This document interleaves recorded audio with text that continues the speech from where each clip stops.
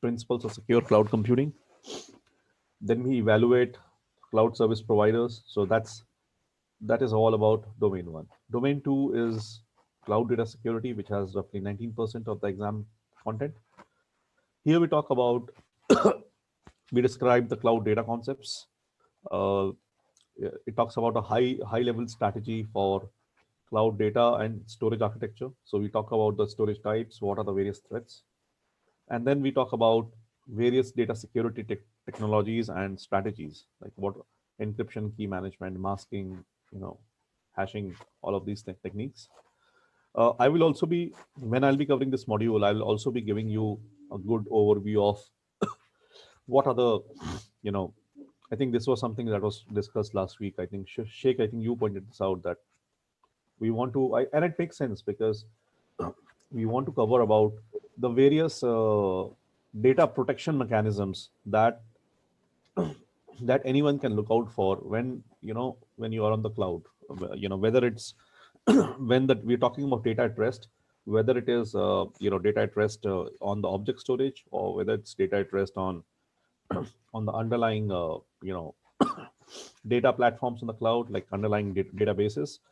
So whichever, whatever the case may be, what are the different security mechanisms that we apply to data at rest, and similarly, how would we apply what are the various security mechanisms that will apply to data in transit while the data is in transit. The other things are pretty standard. We talk about implementing data discovery. So we first classify the data within where would be the fit in, whether it's a structured data or unstructured data, and then we implement data classification. Then we design and implement information rights management. Then we talk about data retention, deletion, and archiving policies. Then we talk about any, you know, the audit process on the cloud for the data events. And with that, we would wind up with this module. Then your domain three, which is cloud platform and infrastructure security. Here we talk about the core components of the cloud infrastructure. Then how to design a secure data center, the location design. Uh, this would apply, from an overall perspective, the physical design, the environment design. How to analyze risks associated with cloud infrastructure. So here we will talk about the prevalent and inherent risks that are visible in the cloud infrastructure. Then we talk about designing security controls, from various aspects, what, physical and environmental protection. Then we talk about what are the protection mechanisms that we can apply for virtualized platforms, and the audit mechanisms. Then we talk about, as a final step in this module, about the disaster recovery and business continuity. So we talk about the related risks to the cloud environment and how it can impact your you know your disaster recovery strategy and your business continuity planning.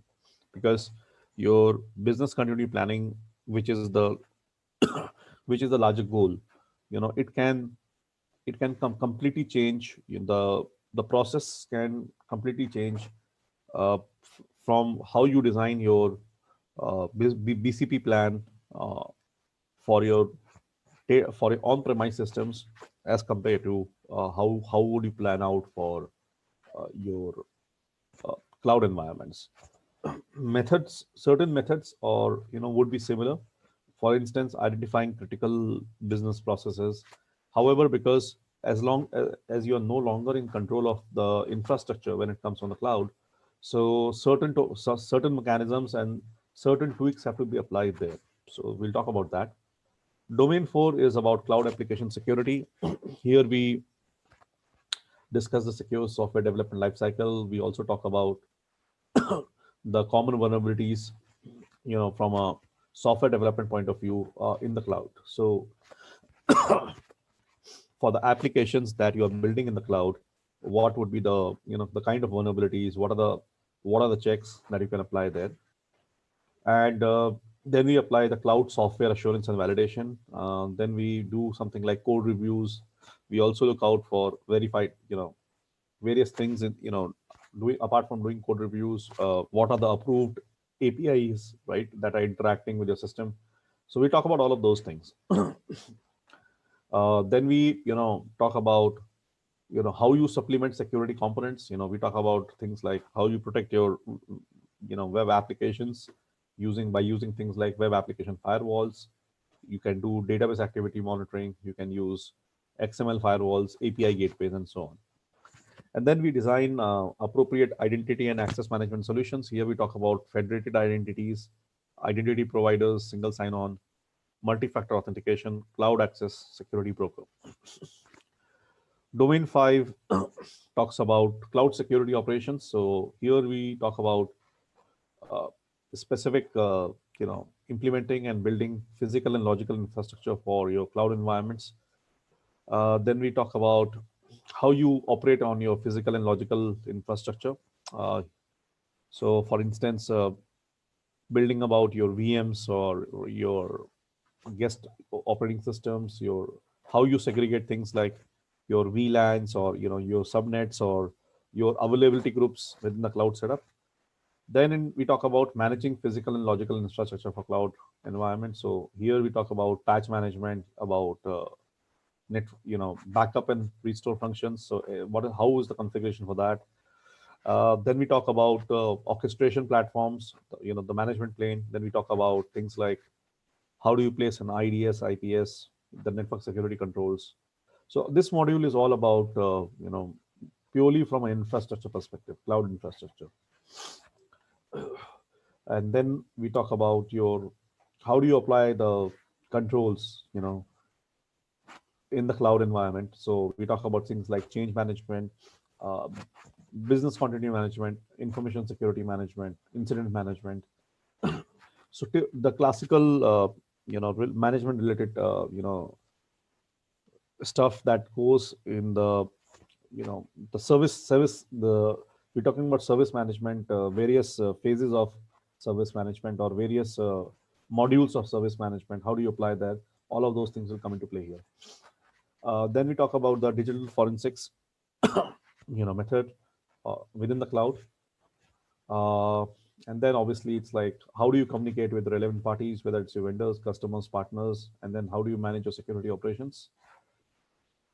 And the last module is more about it talks about the legal from a legal standpoint, what are the risks, that could be applicable from a legal or from a compliance standpoint, and what all things could be some what are the other factors that will come into play. So you talk about privacy, you talk about understanding audit process methodologies and required adaptations in the cloud environment. And then we talk about you understand implications of cloud to enterprise risk management. And then it's more of a more of a high level discussion topic where you talk about things like how should you formulate your SLAs or your statement of work or any of the business related contractual documents with a cloud service provider. How should go about your vendor management, contract management, and supply chain management. So it talks all about that, right? So this is a basic kind of a guide that is, and I'll share this with you. So we'll get started with this. So this is all about the 6 modules during the course of this, of this training. I will also be sharing as we go further subsequently, starting from early next week. I'll be sharing a lot of content. I've already shared this book with you, but I'll be also sharing additional supplementary material, which would include some practice questions and some additional reading material as well. So all those things will be provided to you. And because CCSP is all about having a good detailed understanding of the cloud setup, and we will also try and make sure that we address, you know, all of the things from a practical standpoint. The exam is more of it covers more of theoretical content. However, we will have plenty of time to discuss the practical related aspects of various scenarios and various. One of the things is interesting is getting to discuss about things like data in transit and data at rest. What could be the, from an overall standpoint, and beyond what we are, generally aware of, because typically your cloud service providers certain provide you certain safety mechanisms or data protection mechanisms, but can what about going beyond that, and what are the third party tools, or what could be the different layers that we can talk about? So I think all of that will be covered and I'm looking forward to that, but I just wanted to give you a basic overview of this. Okay. All right, so we'll switch on to the topic. Yeah, before Yeah. Kidej, actually, I have one question. Actually, sorry for Yeah, go that. ahead. Go ahead. Go ahead. Yeah. Okay. Do we need to actually go through all the different complaints and standards like ISO 27001 and 21718 in depth, or actually just if you know the overview, that is fine? So it doesn't go in that level of depth, right? It doesn't go into that level of depth. All you will be required to have more of a high level understanding. That is what is expected. You don't need to go into depth because this is not a this is not any the objective of this course is doesn't cover all the standards in core in depth. You could have a separate class for ISO 27001 or ISO 22301, which is for your BCP. So Yeah, it goes into a high level architecture. It is just what is needed for somebody to from a compliance standpoint, whatever is required for you to know. So it covers that stuff itself. It doesn't go complete into the internal specifications. It just covers from a high level perspective. got it. Thanks, Kidej. Yeah. Looks like you are not well today, Kshitij. So are you okay to continue?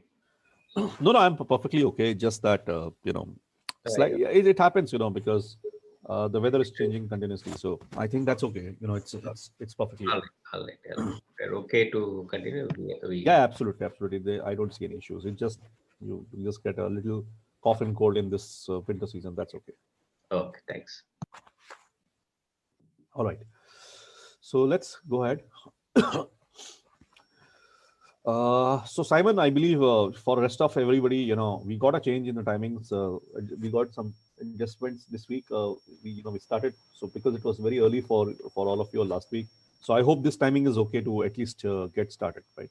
It is, yeah. It was much better. Although yesterday I was in Zurich, so I didn't get back till around midnight last Oh night. my goodness, that's tough for you. My goodness. So Okay. All right, and okay, let's continue. So I believe we had, we are talking about cloud computing deployment models. We had covered this promotion, but let's just just revisit some other things, right? Out here, we had just covered infrastructure as a service. Now, infrastructure as a service on the given how does this apply on the you know on your on-prem environment? So on your on-prem environments, you would end up you know buying something which is like your capital expenditure. But when you procure the same stuff on cloud, it's more like operate it shift the nomenclature shifts. It becomes more of your operational expenditure. So from a cost efficiency point of view, it is pretty efficient because even though it is infrastructure as a service, you get access to uh, the infrastructure of the service provider. However, the nomenclature changes here because you don't have to procure things yourself. So you only pay for what you are using.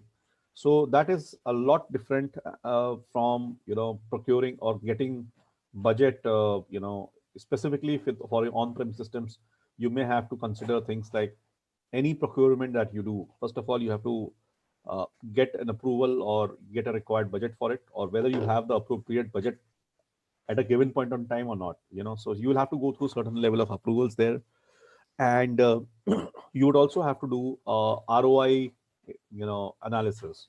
What would be the return of investment when you procure some sort of stuff for on-prem systems, and for how long you can sustain that? Because your anything that you buy on-prem, Once you procure it, it will be there in your in your